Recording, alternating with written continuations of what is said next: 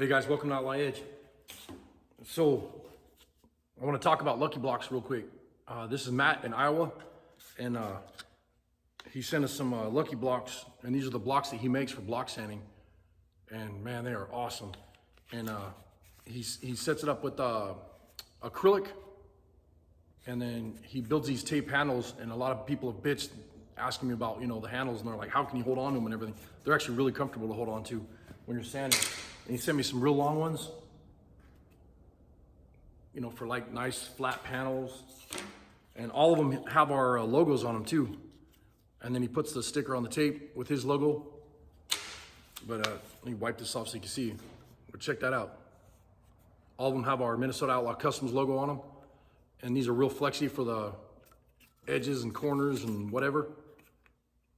They're all dirty right now. Been using them.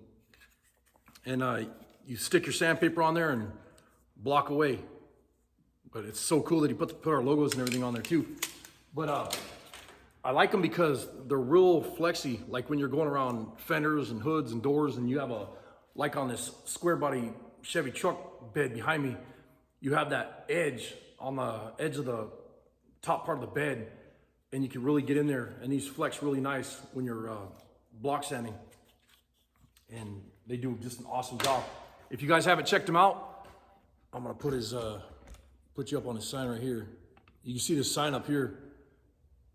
That's his Lucky Blocks, and it's at Lucky Blocks or at Lucky Mats on Instagram, and it's Lucky Mats Rod Shop BigCartel.com is his website. Go check him out. The guy does some amazing work, and he's working for a cool hot rod shop and stuff, and he does some just awesome work. And it's Lucky Blocks. But if you're gonna get into doing block sanding and doing your own work and whatever, even if you're a high-end shop and whatever, and you're doing some beautiful work, I mean, that's the way to go, is use the Lucky Blocks. And I had somebody a while back ask me, well, why aren't you using Lucky Blocks right now? Well, I don't use them until I get to where it's close to, getting in prime and paint. So I get the body work all roughed out, and I use the Dura Blocks, which is this brand here. And I get everything roughed out. And when I get it close, then I go to Lucky Blocks and start using those. And they work amazing. But anyways, right now, today, I'm hauling ass on this Chevy truck bed, trying to get it done. And it's roughed in right now. And I'm gonna keep on sanding. And the block that I'm using right now is this short block. And I'm using 3M P120 on this right now. Whatever P120 is. And I'm gonna go ahead and keep sanding.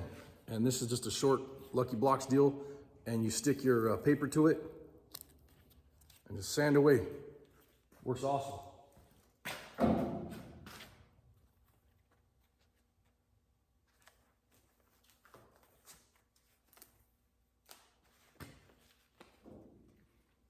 And yes, I'm wearing a mask. Don't be a dumbass.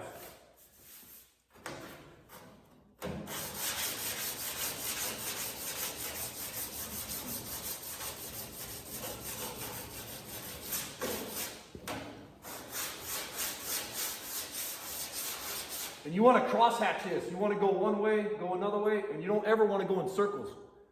So you want to go straight up and down, north and south, east and west, and then northeast, southwest, blah, blah, blah, back and forth, so.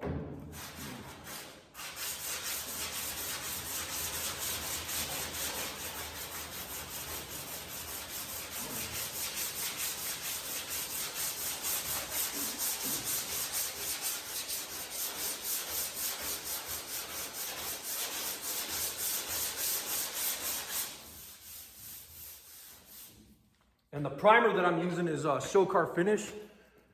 And I'll show you what I got going on here. Sorry about the noise, but I had to put my fan right here on the English wheel just to keep me cool. Because holy crap, it's hotter than piss out here today. So I'm getting everything all ready. This feels good to the touch here, nice and smooth. And then I'm gonna get the rest of the bed sanded, and then I'll mark with a pencil all these spots that need to be puttied, like here. And there's a couple other little spots. But I'll get everything blasted first, and then get everything ready for primer today. I'm gonna try to reprime this bed.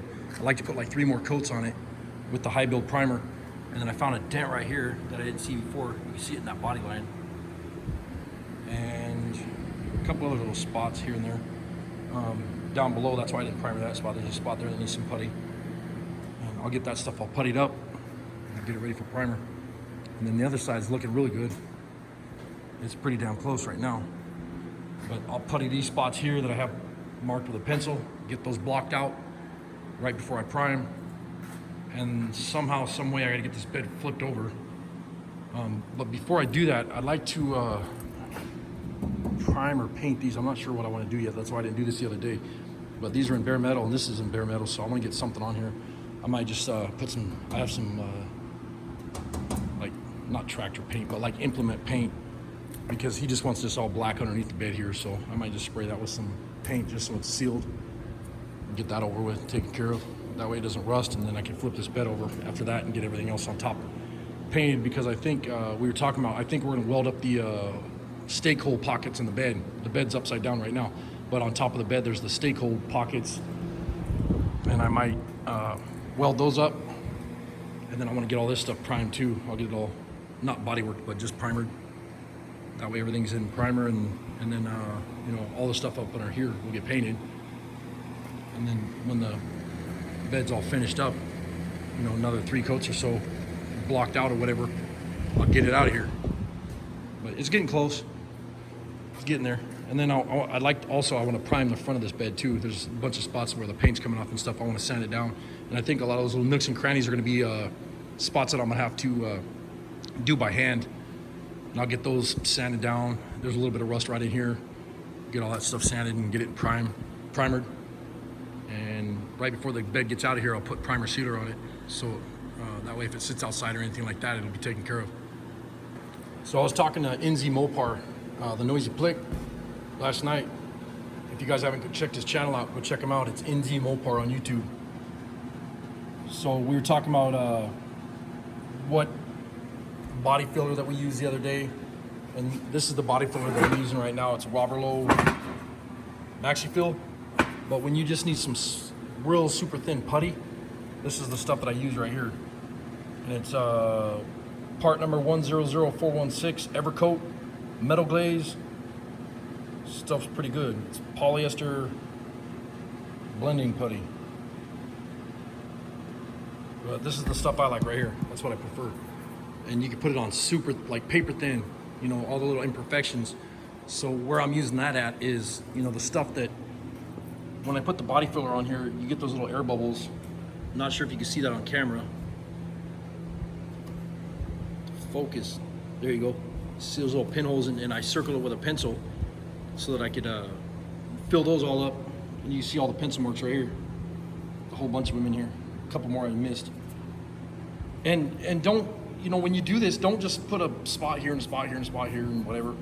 What I usually do is I just kind of wipe this whole area, because if you miss some, then you got to go back and do it again. And it's faster just to send, you know, block it all back off again. So I'll hit all those, and then these spots here, there's some pinholes you can see, and then right here, all this stuff that I circled. And then on the other side, like right here, and the spot that I circled over there, you know, those are a little bit deep, so I'm gonna use body filler in those, and then I'll use the metal glaze in this stuff, this little stuff. But this bed's getting close. It's getting really close. The hardest part is gonna be faking in that body line right there, because that whole side of the bed was all smashed in. Hammered it out as best I could, and, you know, tried not to get all carried away with body filler. But it's just got a thin layer of body filler on here, and then, you know, after I'm done blocking everything out, I'll try to get it in primer. All right, guys, well, I gotta get going. I have a bunch of stuff to do. We're gonna run and pick up the new rack and pinning parts and stuff for the 35. So I gotta get out of here. So I'm gonna cut this video short, and I'll see you guys tomorrow. And I'll try to do some more filming tomorrow and whatever. I was kind of hoping to do more filming today, but it's just not gonna happen. But anyways, I'm gonna get out of here. I appreciate you guys watching. Please go check out NZ Mopar, the Noisy Plick. He's in New Zealand. It's NZ Mopar on YouTube. Go check his channel out and help him to get to 1,000 subs. Anyways, thanks for watching. Later.